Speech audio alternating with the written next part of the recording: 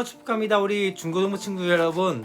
화요일입니다. 날씨가 많이 더워지고 있고 또 시험 기간이 얼마 남지 않은 가운데 있죠. 너무 조급해하지 마시고 조금씩 천천히 그렇게 또 자신의 실력들을 쌓아가는 것이 중요하지 않겠나라는 생각이 들어집니다. 덥기 때문에 또 우리의 마음이 힘들고 또 지칠 때가 있습니다. 그럴 때일수록 더욱더 마음을 잡을 수 있는 은혜들이 있었으면 좋겠고요. 또 특별히 더운 날씨입니다. 이제 또 비 소식이 있다고 들었습니다. 어쩌면 우리의 삶 가운데, 우리의 10년 가운데서 그런 비가 내려야 되지 않을까요?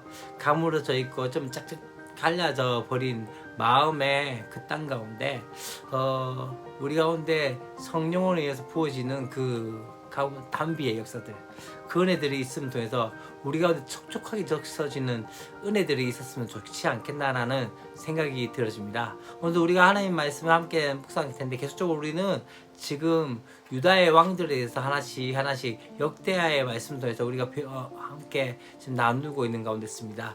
어제 우리가 함께 나눴던 것은 바로 요담이었습니다. 요담은 자기 아버지의 그 우시아의 길을 따르지 않고 신실하게 하나님의 말씀 가운데 순종하며 나갔던 모습들을 보게 되어집니다. 사실 두려움과 떨림으로 그렇게 했지만은 나중에 어떻게 됩니까? 이 요담의 그 상황들 가운데 하나님께서 강하게 하시고 점점 강해졌다라는 말씀을 하게 되어지는 것이죠. 이제 우리가 오늘 볼 말씀은 바로 그 다음 왕인 바로 아하스에 대한 이야기들을 하게 되어집니다.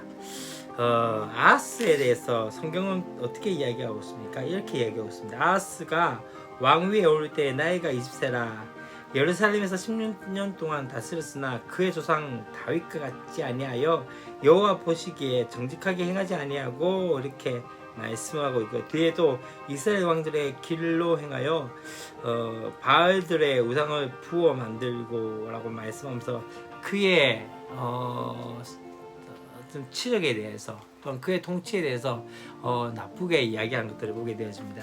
다시 말하면 어떤 상황입니까?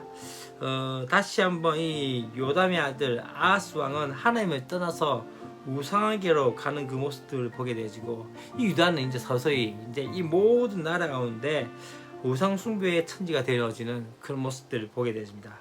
하나님을 버린 이 유다를 이제 또 어떻게 합니까? 하나님께서도 버리게 되어지는 것이죠. 자기 백성을 지키지 않으시고 어디로 넘깁니까? 아람 손에 넘기시고 에브라임 곧 이스라엘 손에 넘기신 것들을 보게 됩니다. 그래서 하루에 용사 12만 명이 죽고 백성 20만 명이 북이스라엘로 그렇게 포로로 잡혀가는 그런 상황들이 되어진 것이죠. 여러분, 참 중요한 것은요, 그렇게 매달렸던 그 우상으로 인해서 되어졌던 것은 과연 무엇일까요? 어쩌면 우리 사람들도 그렇지 않을까요? 하나님보다 높아지었던 모든 것들을 바로 우상이라고 이야기합니다. 수많은 것들이 우리 가운데, 우리의 삶 가운데 어쩌면은 우리는 만들어진 신상이나 우상은 섬기지 않습니다. 그러나 중요한 무엇일까요?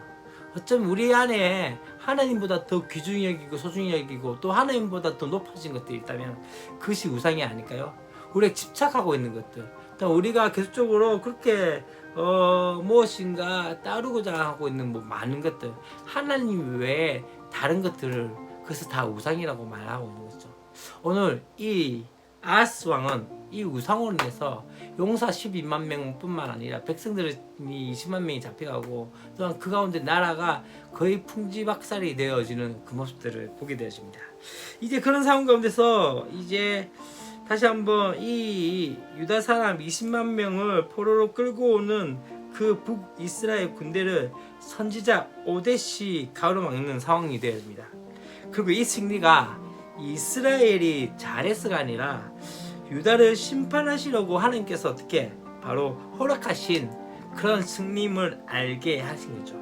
녹이 충천하여 사륙하는 일은 이 전쟁의 목적에 어울리지 않기 때문에 어서 돌려보내라고 그렇게 말을 합니다. 특히 오뎃 선지자가 어떻게 이야기합니까? 북이스라엘 향해서 어떻게 말하고 있습니까? 너희는 너희 하나님 여호와께 범죄함이 없냐고 묻기 시작하는 거죠. 그래서 유다를 향해서 분기탱천할 것이 아니라 다시 한번 자신을 먼저 돌아보는 그런 것을 해야 한다라고 말하기 시작하죠. 그에 대해서 북이스라엘은 순종하고 있기 시작합니다.